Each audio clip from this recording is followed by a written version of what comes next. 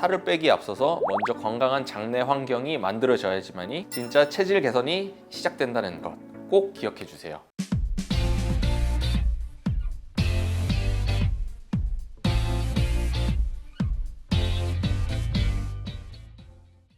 안녕하세요. 형인제한의원 이지승 원장입니다. 오늘은 다이어트를 하고 계신 분들이라면 꼭 알아두셔야 할, 하지만 대부분 간과하고 계신 중요한 주제인데요. 바로 장내 미생물과 체중의 관계에 대해서 알아보겠습니다. 살은 열심히 빼고 싶은데 자꾸 요요가 오시는 분들이라든지, 똑같이 먹고 운동했는데 나만 더 살이 찌는 것과 같은 분들, 이런 고민 있으셨다면 장 건강부터 점검해야 할 수 있습니다. 오늘 영상을 끝까지 보시게 되면 진짜 체질을 개선시킬 수 있는 다이어트를 시작하실 수 있을 겁니다. 우리 몸의 장에는 약 100조 개 이상의 미생물이 살고 있습니다. 이 장내 미생물들은 단순히 장 속 세균일 뿐만 아니라 음식물의 소화라든지 영양을 흡수하는 역할, 면역을 조절해주는 역할 뿐만 아니라 지방 대사에도 영향을 미쳐서 지방의 저장과 배출까지 영향을 미치는 주체입니다. 실제로 과체중인 사람과 마른 사람의 장내 미생물 구성은 완전히 다른 경향을 보이는데요. 2006년에 미국 워싱턴대 연구팀이 실험한 내용에 따르면 비만한 쥐와 마른 쥐의 장내 미생물을 비교했더니 비만한 쥐에서는 퍼미큐티스라는 균이 많았고 마른 쥐에서는 박테로이데테스라는 균이 많이 발견되었습니다.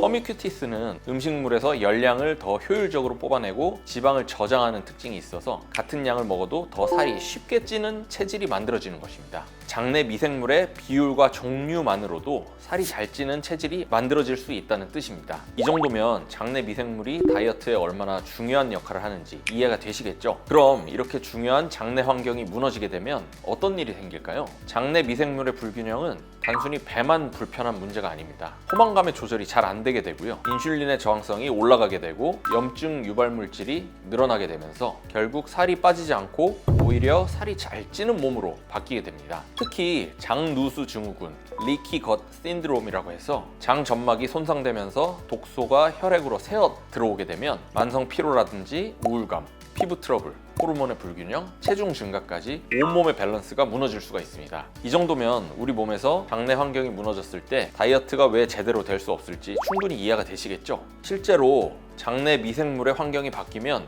체중도 바뀐다는 연구 결과들이 보고되어 있습니다. 2013년에 비만한 쥐에게 마른 쥐의 장내 미생물을 이식했던 한 연구에서는 이식받은 쥐의 체중과 내장 지방량이 눈에 띄게 감소하는 것을 확인할 수 있었는데요. 이는 장내 미생물의 환경 자체가 지방 축적과 연관된다는 결정적인 근거라고 할 수 있습니다. 또 미국 하버드 의대 연구팀은 운동을 꾸준히 하는 사람의 장에서 베이오넬라라는 균이 풍부하다는 것을 입증을 했는데 이 균은 운동 중에 생기는 젖산을 에너지로 전환시켜주는 역할을 합니다. 즉, 어떤 장내 미생물이 사느냐에 따라서 체중 감량 속도라든지 체력 유지, 운동의 효율까지 달라질 수 있다는 의미입니다. 자, 그렇다면 어떻게 해야 살이 잘 빠지는 장내 환경을 만들 수 있을까요? 지금부터 실천 가능한 방법들을 소개해 드릴게요. 첫 번째로는 식이섬유의 섭취를 늘리는 것입니다. 채소나 과일, 오트밀, 콩류 등의 식이섬유의 섭취를 늘리는 것인데요. 이 식이섬유들은 장내 유익균이 좋아하는 먹이 역할을 하는 거거든요. 그리고 두 번째로는 발효식품을 섭취하는 것입니다. 김치나 요구르트, 된장과 같은 발효식품에는 유익균들이 풍부하게 함유되어 있기 때문에 유익균을 직접 보충해주는 식품이라고 할 수 있습니다. 그리고 가공식품이나 인공 감미료를 피하는 것인데요. 이런 식품들은 유해균을 증가시켜서 장내 균형을 무너뜨릴 수가 있습니다. 특히 항생제 남용도 주의하셔야 하는데요. 우리가 항생제를 일주일 정도 복용을 하게 되면 평균적으로 복용 전에 장내 미생물 환경으로 회복되는데 한 달에서 2달 정도까지 걸린다고 하니까요. 꼭 필요한 경우, 즉 세균성 감염으로 인한 경우에만 신중하게 처방을 받아서 복용하시는 것이 중요하다고 할 수 있겠습니다. 그리고 한방치료로 장내 환경을 개선하는 방법인데요. 저희 병원에서는 정말 오래전부터 환자분들을 치료하고 케어할 때 이 장내 미생물의 환경에 집중해 왔는데요. 저희가 처방해드린 선약 중에 소설비책이라는 이런 선약이 있는데요.